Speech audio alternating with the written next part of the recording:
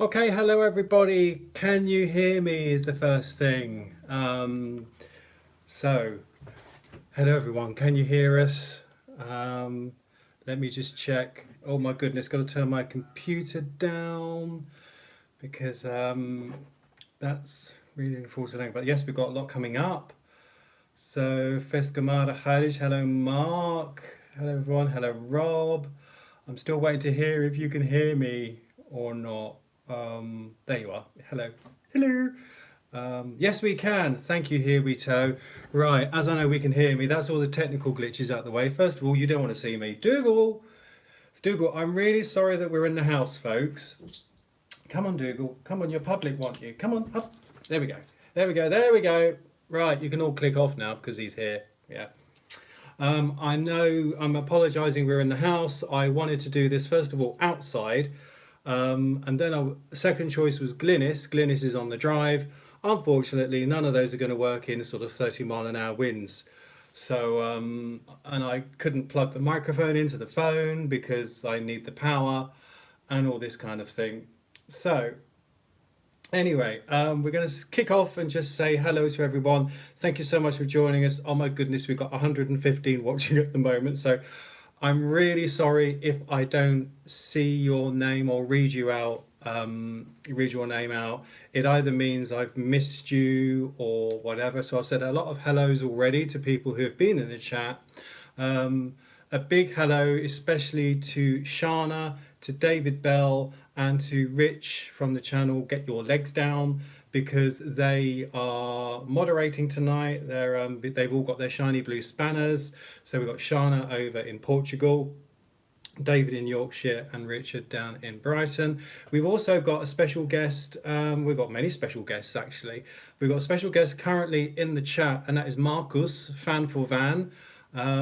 He is Germany's #1 leisure vehicle vlogger. Sorry, I mean he's got 51,000 subscribers, I think, Marcus. And yeah, when you say, well, that's the same as you, Andrew. Yeah, I've been doing this 10 years. He's been doing this about 1 year. So yeah, Marcus is very, very, very good. So thank you, Shana.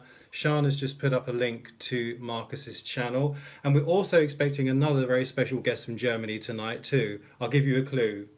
Camper Toby, what a surprise! So we're hoping that Camper Toby is going to join us as well, because Marcus and Toby are going to talk to us a little bit in the chat about the return to camping and caravanning in Germany.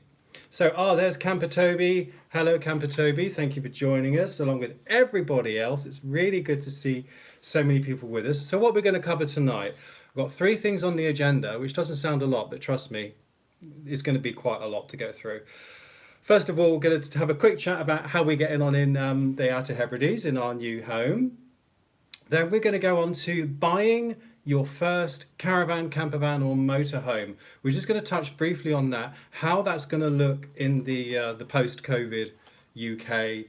I know that there are a lot of people now considering joining the throngs of us caravanners, campervanners, in the light of the new kind of holidays. People don't want to get on aeroplanes, who can blame them, and are naturally socially distanced pastimes. So we're going to have a quick chat for those people. And if you are watching this live and you have a question for either myself or we have got so much experience in that chat box right now. We've got royalty like Bob Earnshaw, Bob and Jenny. He is Mr. Motorhome. He can answer your questions. You've got Camper Toby, Fan for Van, and who else have we got? Oh, we've got Lee's joined us, Tin Ten. So they can answer all your van questions. And then we've got Tin Ten, Lee Davey, he's got a nice blue spanner. And David Bell, who's also got a blue spanner. And plenty of other very knowledgeable caravanners. So if you are new to thinking about this hobby, you have a specific question, even if I don't get to see it, please put it in the chat, because there is a heck of a lot of experience in that chat right now, hundreds of years if you add it all up. So welcome if it's your first time. So we're going to talk about that. That's number 2. And then number 3, on the agenda is how the return to camping and caravanning in the UK might look this coming season. And when I say the UK, I'm actually going to talk about the four devolved nations of the UK: England, Northern Ireland, Scotland, and Wales, because they are all very different. Now, I just want to make how can I put this? Not house rules, but we are going to be talking about government policy and assembly policy. We're going to be talking about how those policies might affect us. What I don't want to do is turn this into a political event and whether or not those policies are right or wrong. There are plenty of platforms out there to air political views. This is not it. We wanted to keep this a kind, respectful platform. No politics. We're going to try and, as I say, try and make sense of policies, but we're not going to judge whether those policies. The Hebridean 4G is buffering. I might have to move. That's rubbish. I might have to move to the window, and that means moving Dougal. Oh my goodness me.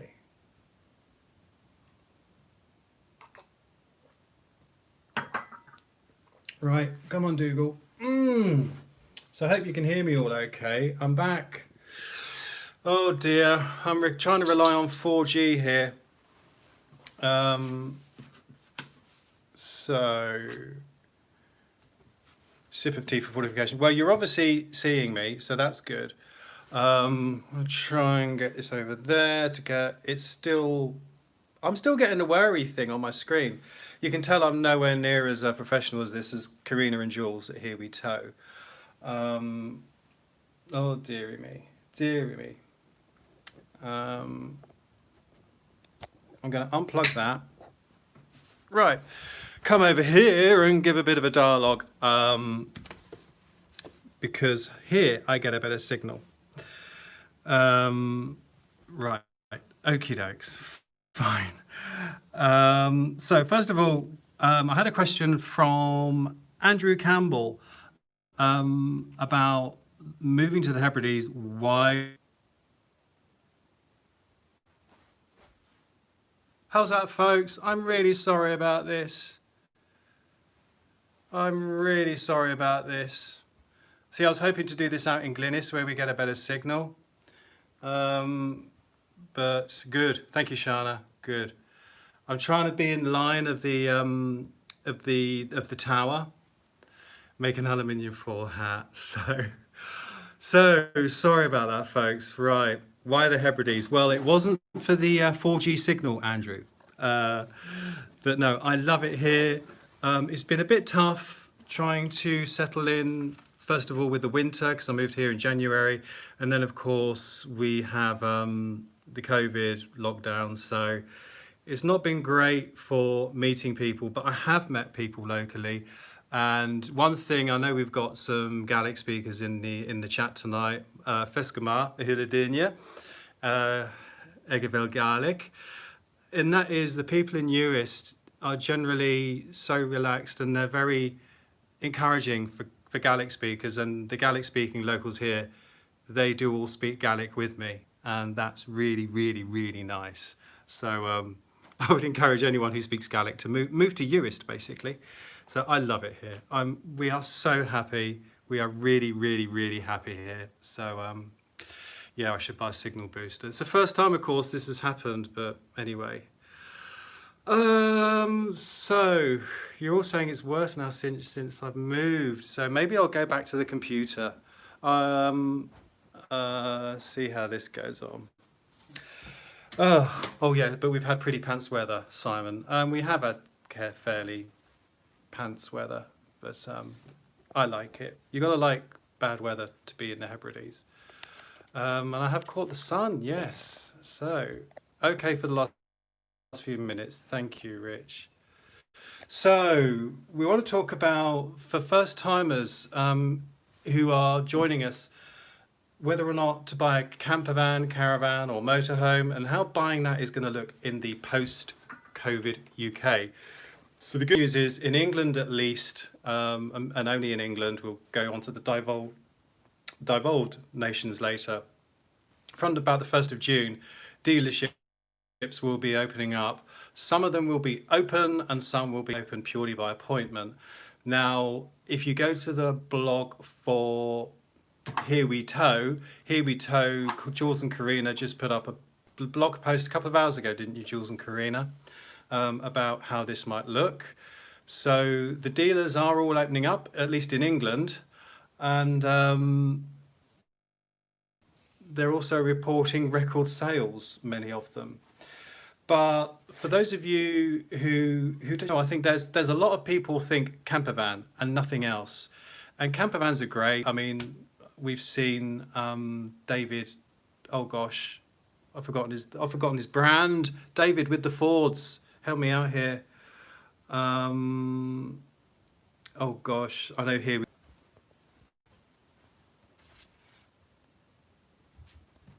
This is so tedious. I am so sorry, people. I really am. Oh dear, I'm gonna have to try. Go back to the window. Okay, I'm back at the window. Kaz. Go outside. The problem is, Peter, if I go outside, we got 30-mile-an-hour winds. I was hoping to do this from Glynnis, but unfortunately the wind was whistling around Glynnis so much that I just couldn't do that from Glynnis because of the noise.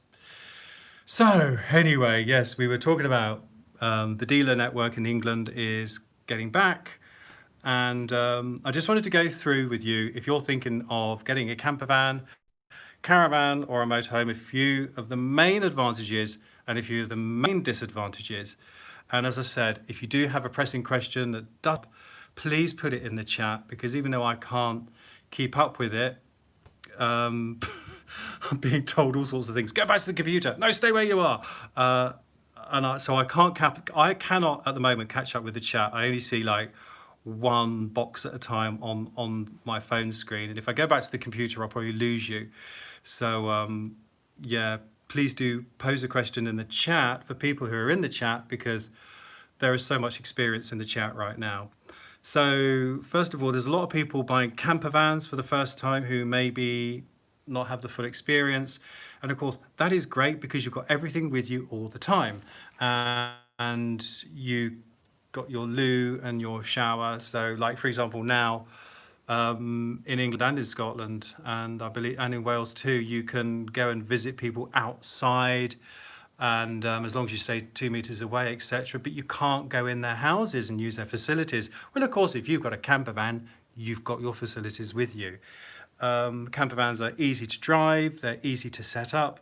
But the one thing I would want to say, a few things I want to say about camper vans, if you're thinking about it, the living accommodation can be cramped. They can be a bit cramped inside.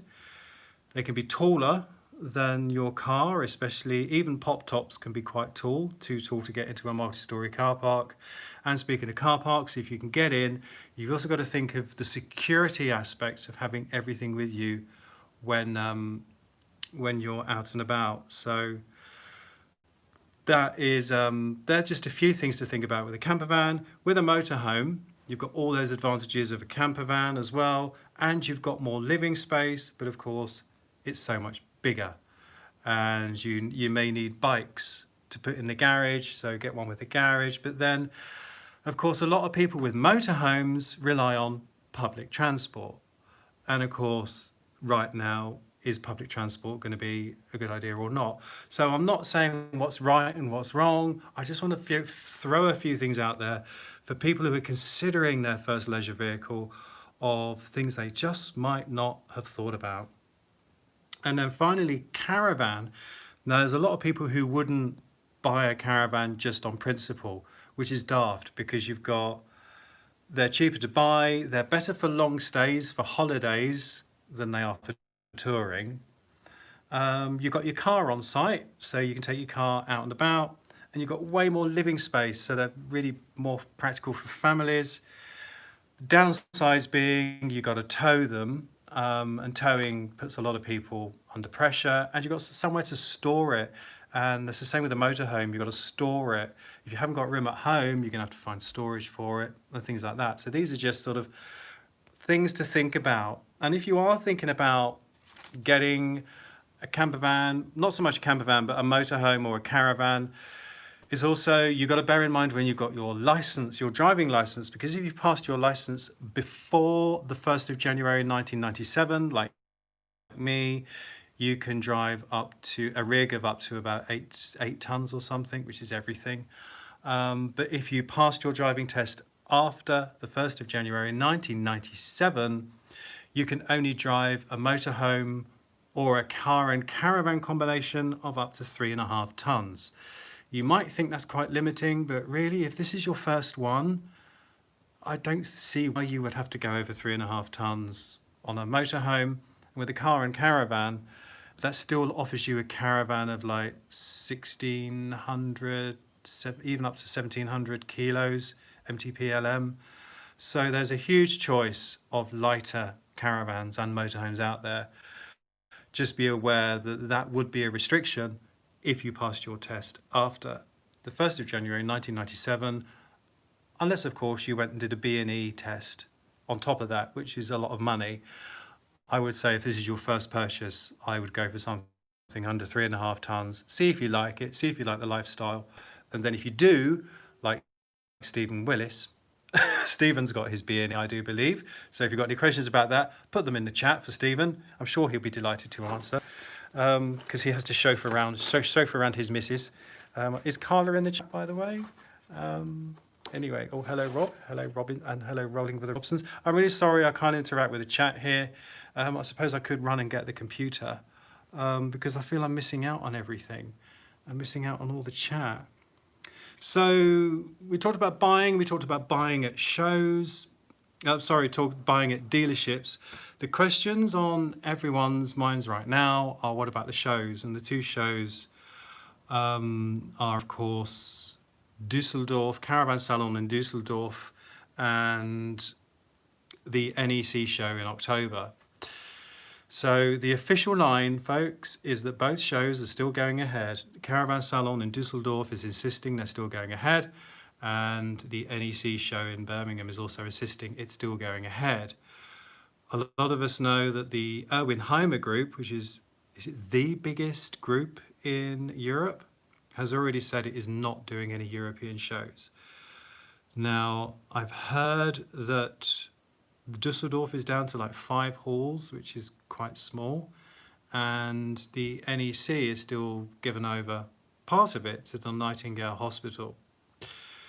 So, I see Camper Toby's putting some comments in. I didn't see what they were, but yeah. So the official line, folks, is that both shows are going ahead. Now, Dougal's pet passport has run out. Am I renewing it for this year? No, I'm not. So I'm not saying I'm not going to go to Düsseldorf if it goes ahead. I'm just saying that if these shows do go ahead, they might certainly be a lot lower key than we are used to. So, just bear that in mind. So, right then, I really want to sort of go and see what's on the chat, or I can do it on the phone actually, can't I? Oh dear, how do I do this? Oh dear. Oh, here we go, right, sorry about this, folks. So just, oh, hello, Sonia and Hetty, so, yes. Oh dear, no, this isn't working. I'm sorry about this, folks. This is a good old Hebrides thing. Oh, Andrew, you didn't answer my question about why you moved to the Hebrides. Well, I just love it. I just love it. I absolutely love it here. I really, really love it here. The people, the scenery. You've got to like wild weather.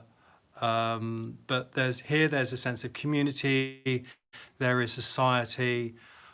People are so friendly, so welcoming, and I think come here with the intention of being, living a Hebridean life and not bringing a little part of the mainland with you, then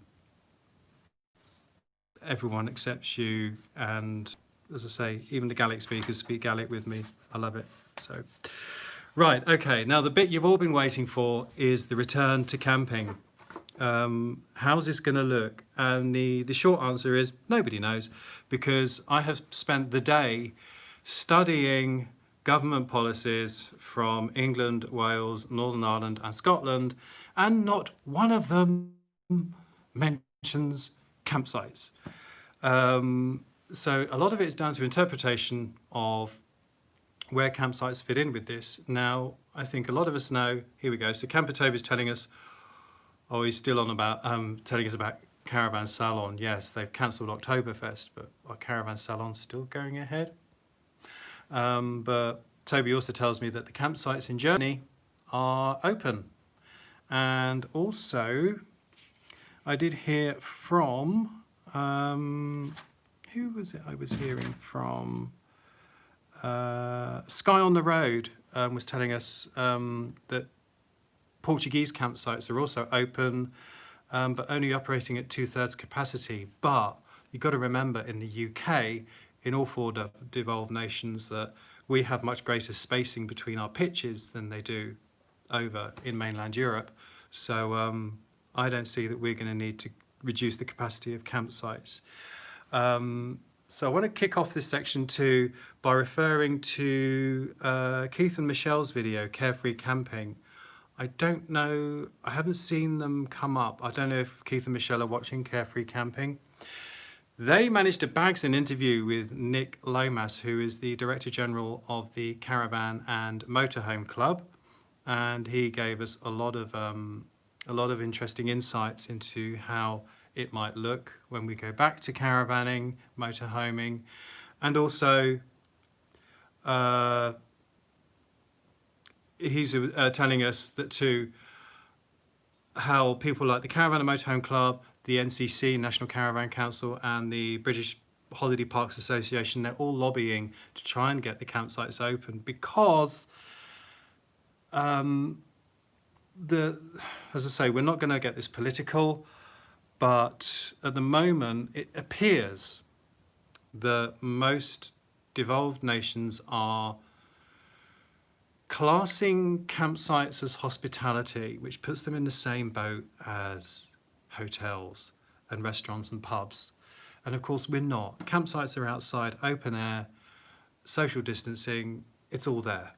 So, and Nick Lomas told us in the interview with Carefree Caravanning that, they will, there'll be sanitizer by the servicing points. So the, where you turn the, even if you don't go in the facility block, there'll be sanitizers and things, and 2 meter spacing by the service points. So, there's lots of, there doesn't seem to be a reason that the campsites can't be open with when other outdoor places are allowed to open in the devolved nations.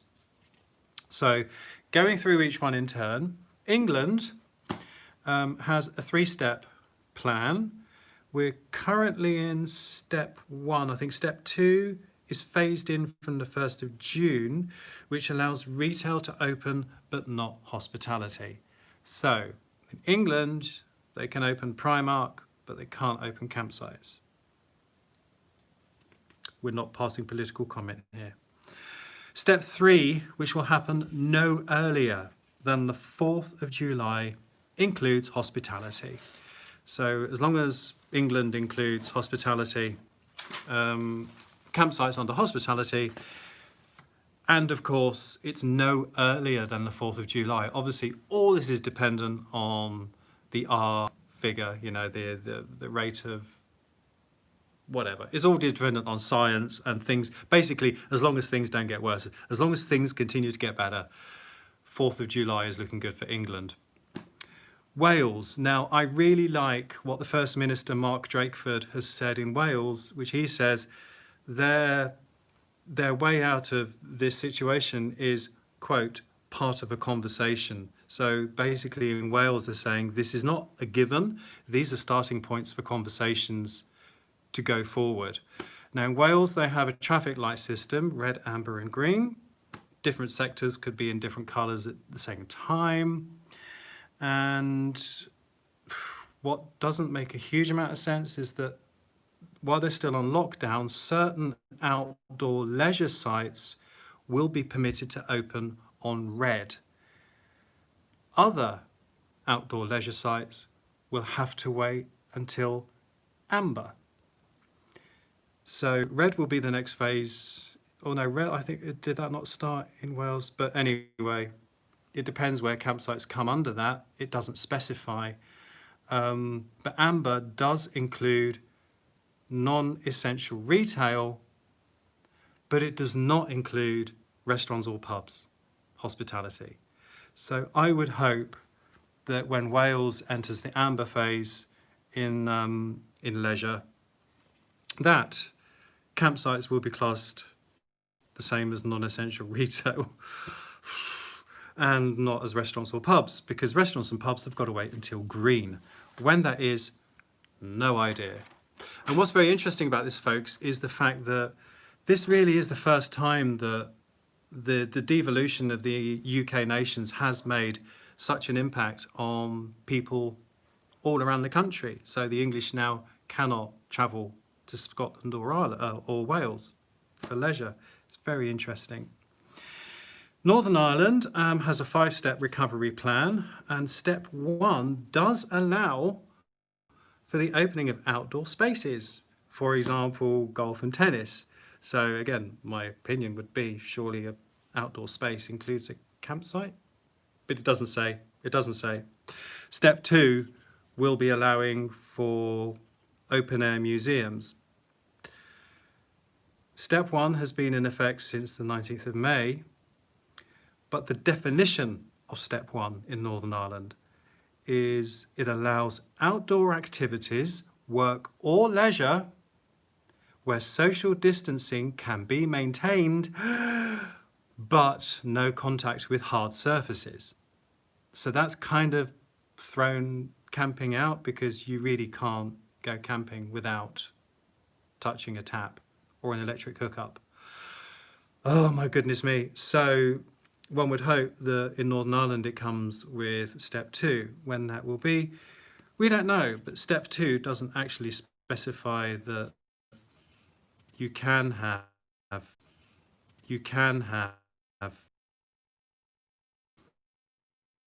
devolved nation, which is Scotland. Yesterday entered some grounds and sports courts. Phase 3, maybe 3 weeks after that, whenever, will be Scotland opening up its shops, pubs and restaurants. So, unlike Wales, they're classing shops in with hospitality. Again, what's not clear is, are campsites the same as playgrounds, because they're open air and kids are going to be touching hard surfaces in playgrounds? And if that's the case, I don't see why campsites can't open on phase 2. But it's common understanding at the moment that campsites aren't going to open until phase 3. So, what I did like about the Scottish government's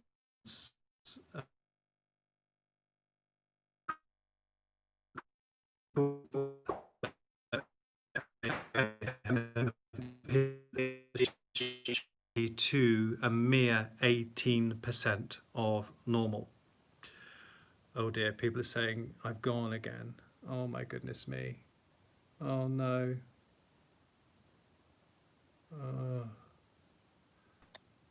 Oh dear. I'm sorry about this, folks. I'm so sorry. Where did I get to? How far had I got? Oh, I'm really sorry, because I noticed all the chat disappeared.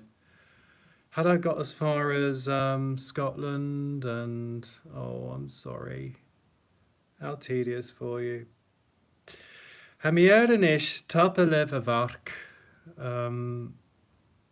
Oh dear. Well, obviously, I don't think I'll be doing any more lives from the Hebrides right now.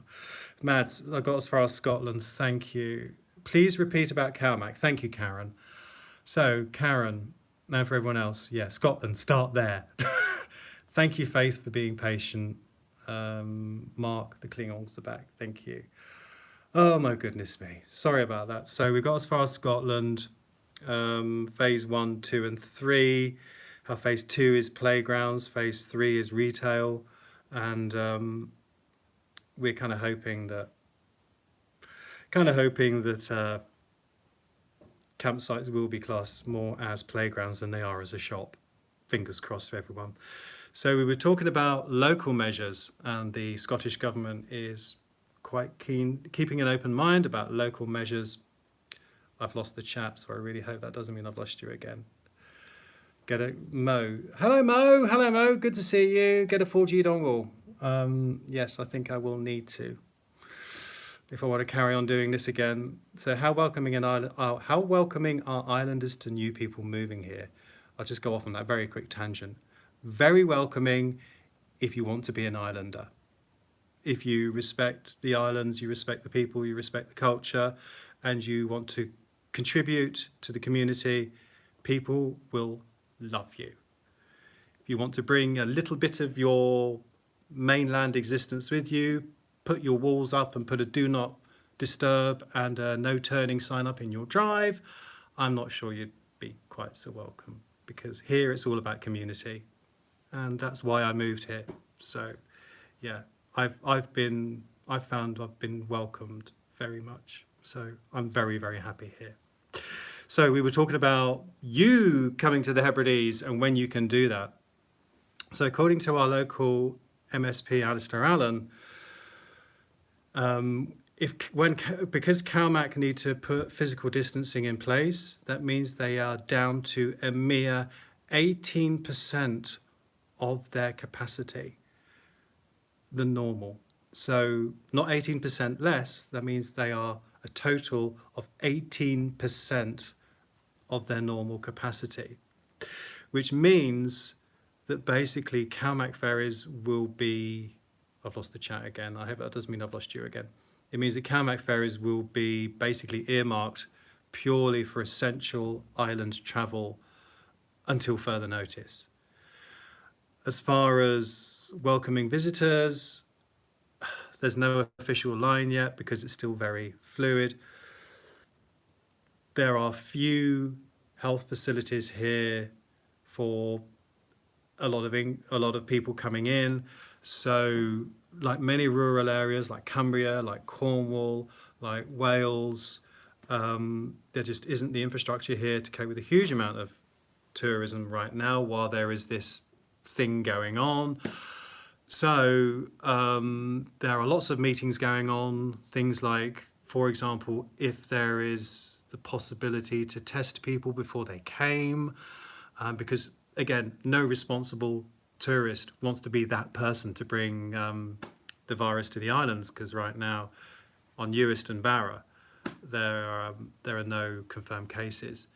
So that's the way it should hopefully going to stay, because we've got a lot of vulnerable people living here, lots of elderly, and as I said, limited resources to cope with any outbreaks here. So what with the combination of the 18% capacity on CalMac ferries with the social distancing, meaning they need to be reserved for things like, my supermarket delivery, thank you. And the fact that obviously they've got to protect the island communities, and especially the vulnerable.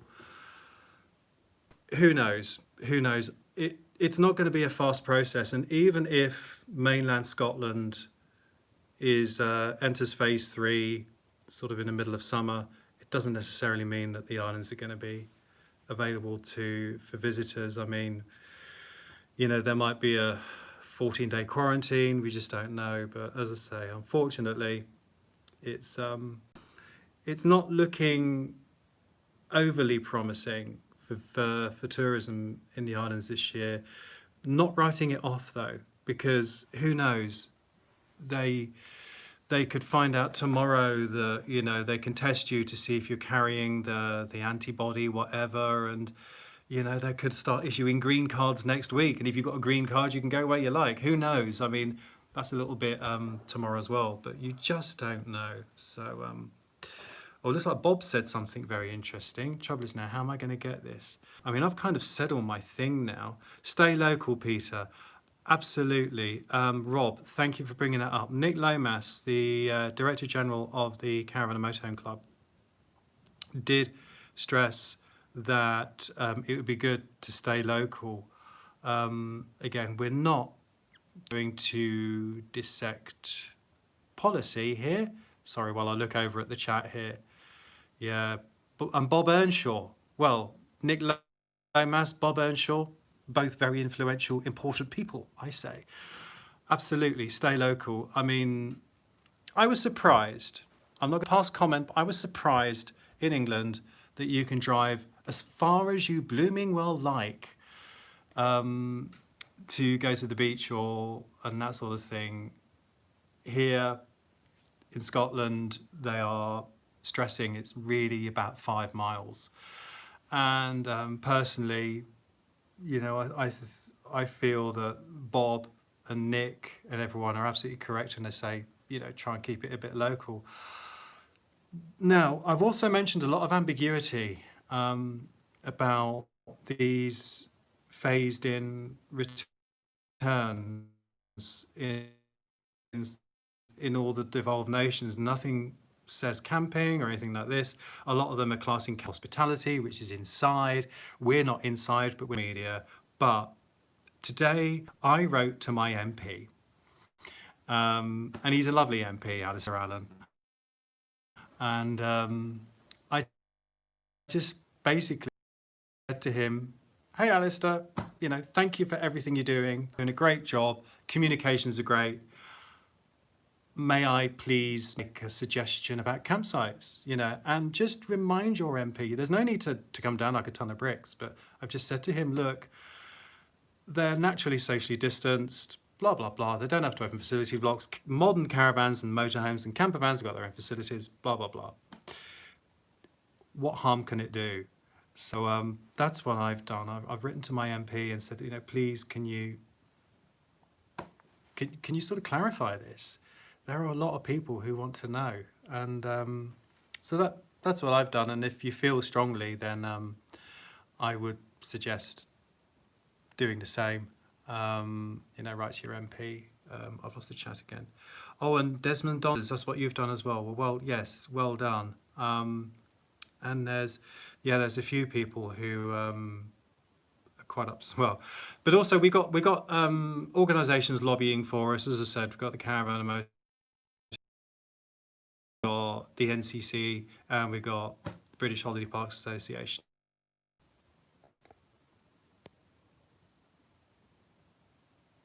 Hey, I think I'm back.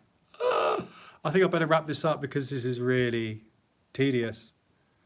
Thank you, Shana. Okay, thank you. Right, I'm back again. Wind up the generator. Yeah, all right. Thank you, Marcus. Thank you. Ian Ferguson, thank you so much for reminding me something I wanted to say about Scotland, which is a unique problem in Scotland where wild camping is permitted. Now, if they don't open the sites on phase 2, but they do allow leisure travel, that could get messy, literally. So again, I did mention in my email today to Alistair Allen that I felt strongly that if people are allowed to travel, but the sites aren't open, but wild camping is legal, but there are no facilities for the wild campers, as people in Cornwall have been finding, that's not good. It's like managing the return to camping, and I feel that if proper campsites were open with proper social distancing, proper sanitation, it would be much better. Yes, Kenneth, see, this is the thing. Eileen, wild camping not permitted in a vehicle, and many people are saying this as well, but that's another subject for another day. But people do in Scotland. Wild camping is really only for tents, etc. But yeah, Desmond's Donders, it needs proper management. And to me, proper management means campsites open. So, you know, under the correct, how can I put this? The correct procedures. Yeah, so. Well, folks, yes, absolutely, Kaz, because this is what I'm worried about. If too many people go wild camping, it creates a lot of bad feeling. Also, if you get irresponsible people doing it, and there are irresponsible Would you lose the? Would you lose the? Would you use the lose? Questions like that. Would you use the facilities in campsites if they're open? I feel are purely personal. You know, some people might take the chance. Some people would rather use their own facilities. So yeah. So Jim, yes, if we're all responsible, we'd only leave tyre tracks. Yeah, unfortunately, not everybody is. Unfortunately. So I'm really sad it's really sad I'm missing all the comments. I think what I'm going to do is I'm going to wrap this up now because hello Mark in New Zealand, because I can only see like 2 comments at a time and I'm sort of missing out on all the chat, which is is not so good. Yes, absolutely, Shana, be kind, Curtis. Obviously, I've lost it. I've lost it. I see there's a good old chat going on in the chat box, which is great. Thank you so much for doing that. Try going back to the desk for a bit, see how it goes. All right, okay, folks. I'm gonna go back to the desk and see how it goes. If I lose you, I won't come back. So right now, I want to say a huge thank you to everyone for watching, and especially a huge thank you to Shana, Rich, David, and Lee for moderating tonight. I just couldn't do it without them, basically. And thank you everyone for staying supportive and staying with us while this has been this really tedious on and off. And also thank you for choosing us over Skerryvore and Take That. So the only reason I did it at 8 o'clock tonight was because of Here We Tow and the hole they left, the chasm they left when they didn't do bingo tonight. So I thought I'll pick it up for 1 week only. I think yeah, go to the laptop. All right. I thought I'd pick it up for 1 week only, but with this reception issue, I think this will 1 week only. So gonna go back to the laptop and see. Oh dear, gonna have a read of all your comments now. Everyone's been well behaved. Thanks everyone. Oh, thank you so much. Well, yes, because I've got the nicest subscribers, haven't I? So yes, of course, Dougal, come on. Sorry, I'm sorry about this, folks. Come on, Dougs, up you come. Up again. No, Dougal, no, not down there. No, Dougal, you're being very difficult. Come on, Dougal, come on. Your public are waiting. Come on, up there. Oh dear. There you go, folks. There you go. Star of the show. There you go. Right, you can look at Dougal while I have a quick look. Hello, Gary Brooks, Tony Marsh, Addison, Lady C. Thank you, and Gail and Anne. Oh, it's good to see Anne and Linda. Do some real buffer. Make him smile, top notch. I am not a miracle worker. Bramble says, "Worth Martin. Oh, good of you to join us." Of course, I was going to mention campsites in the Isle of Man are open for people who live on the Isle of Man. I feel that campsites in the Hebrides should be open for people who live in the Hebrides, but they're not. Ian, close to the mark, Ian, but I like your style. Dougal's reading. Yeah, Dougal's reading the comments, Aileen. So, but this is good. Mark and Michelle, good to see you here as well. Right, so I think I'm going to go back and read all these comments now, so I can catch up with everyone. Oh, Venomator, hello, Rog. And also, yes, Marcus. Well, Marcus, you know, I took 10 years to get 50,000 subscribers, unlike Marcus, who took about 5 minutes. But never mind. Marcus is a professional. I just sort of worked my way through with bad reception. Dougal looks sleepy, Teddy Wanderer. Hello, Teddy Wanderer. Hello, Abid. No, Dougal's just bored, Teddy, aren't you? Oh, and Helen. I mean, hopefully, Helen Bristow, I'll be able to get some more footage from the Hebrides to put online for you, especially as they start lifting restrictions. Yvonne, hello, Cariaj. I've forgotten what the Welsh for how are you is, but yes, hello, Yvonne, over in Wales. Right, reception's better now. We're at the computer. Oh well, that's typical, isn't it? Oh, is Mum on a mission? Oh yes, Becky. Hello, Becky. Thanks for joining us as well. Thanks for persevering the Beckwiths. No, thank you for staying with us. You might as well stay then. Yeah, well, you might as well. I think my tea's got very cold. Yeah, it's cold. Teddy Ginger Bear. Oh, yes, we've missed our Airstream. Oh, Airstream. Thank you, Teddy Ginger Bear. They're going west in their Airstream. Quick update on the Airstream. Good news. They have the parts. Bad news. 70% of their workforce is furloughed. They don't have the workforce to fit the parts. I really couldn't make this up, could I, folks? But hopefully we will get that Airstream fixed into Germany soon. Someone asked, how much Gaelic do I speak? Not a huge amount. I'd say conversational badly. I really need to find a decent tutor here in Uist to learn the proper Uist Gaelic. I tried a couple of Gnais Kainch on the lady in the co-op today. She just said, we don't say that here. We don't say that in Uist.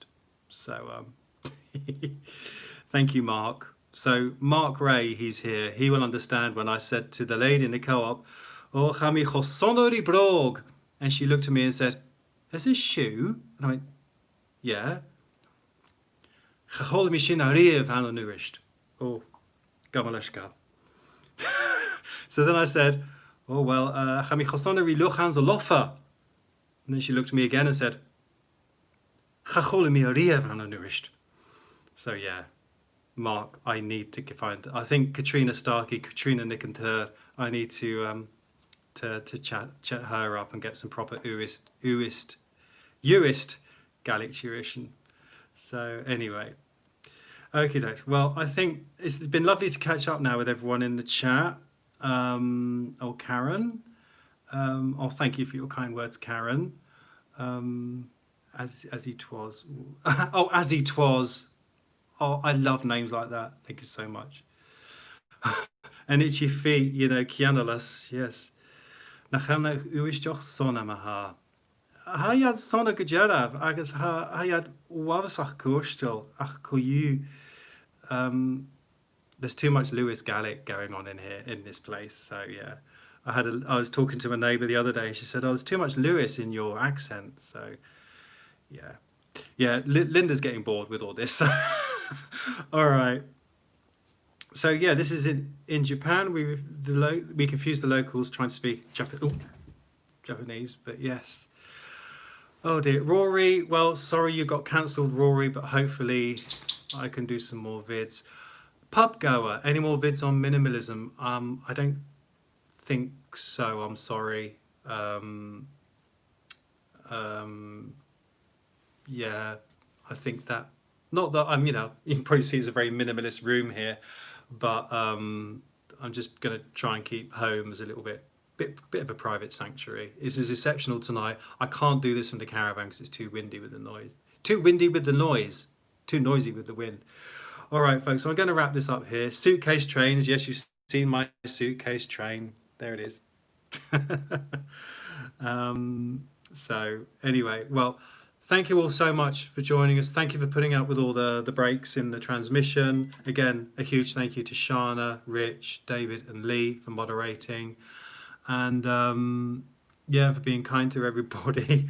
And like I say, if you do want clarification on any of these policies, maybe write to your MP and suggest that maybe campsites could be classed as outdoor spaces, which they are, rather than shops, which they are not. So, all right, folks, thank you so much for joining us. And just leaves me to say from Dougal, oh, no, it just went off then. Just leaves me to say from Dougal and from me, thanks for tuning in. Thanks, everyone. Good night.